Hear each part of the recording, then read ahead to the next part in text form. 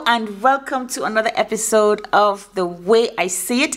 As you know, this is the YouTube version of my podcast because I did actually film the podcast, but the videos were really bad. Lighting was really bad, so I thought I'd redo the YouTube version. So this chapter is chapter 9. It's called The Faithful Custodian. All right, The Faithful Custodian.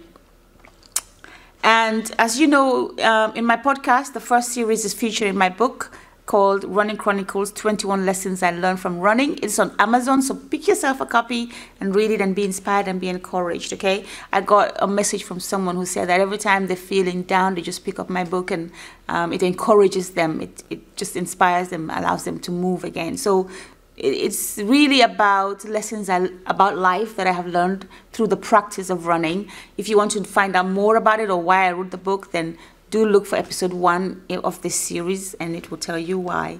So here we go with chapter 9, The Faithful Custodian. One day, as I was running, I started thinking about the parable of the talents told by Jesus in the Bible. He tells the story where a master gives one servant 5 talents, another 3, and the third 1. When the master returns and asks the servants to give account of the talents he had given them, one said, "You gave me 5, I now have 10. The second said, "You gave me 3, I now have 6. And the third said, "Because I fear you, I hid mine away. Here it is." I know the parallel to the use of talents has been made on countless occasions. However, as I meditated on this parable on my run, I came up with another interpretation. I liken the talents given to servants to wealth and money and power and privilege and opportunity. The first one finds 5 others he can mentor to be like him. He supports them financially, emotionally, and helps them to be as wealthy and as powerful as him. What would then happen is that each of these 5 would go out and find another 5 to mentor and reproduce themselves in. Then 25 people become millionaires who mentor another 5 and they continue to grow outward.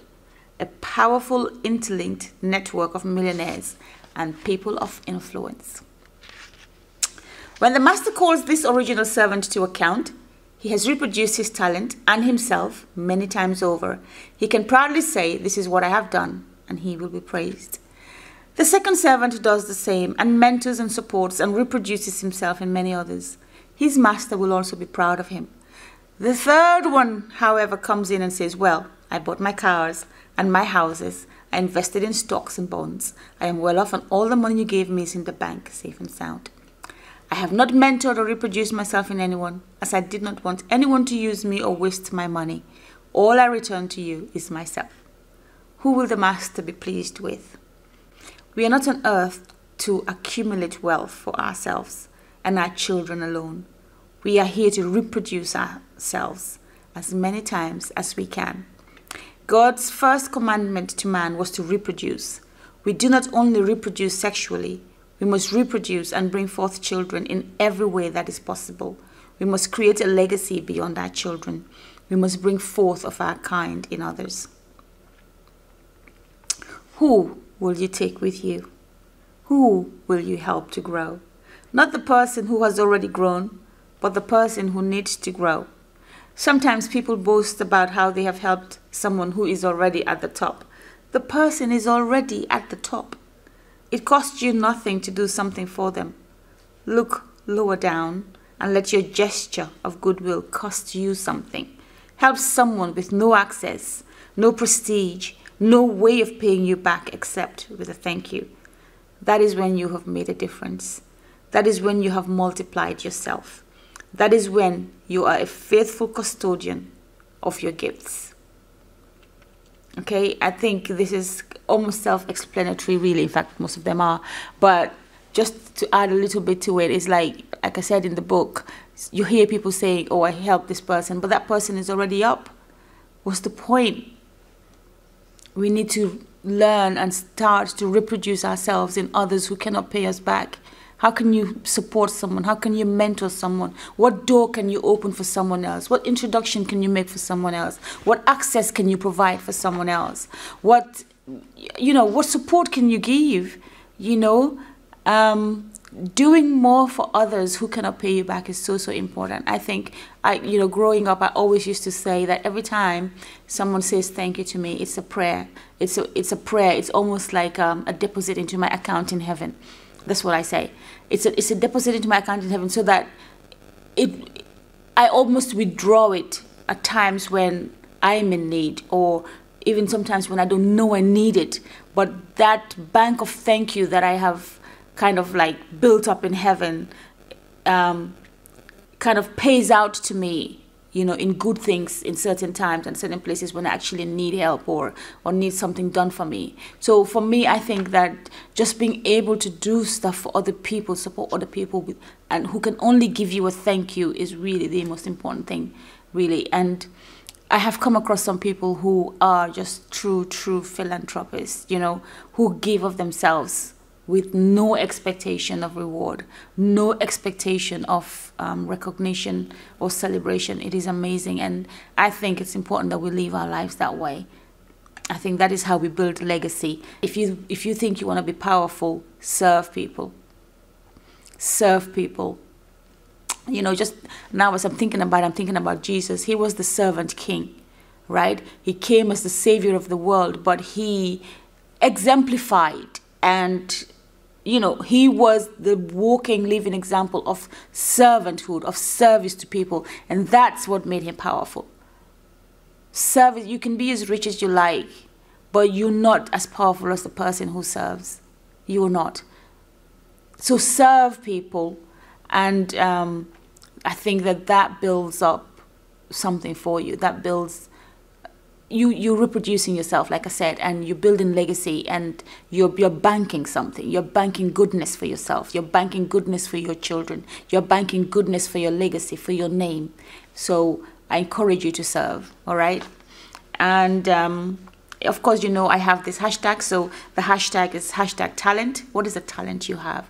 What is the gift you have that you can share with other people, that you can reproduce, always producing? What is the talent?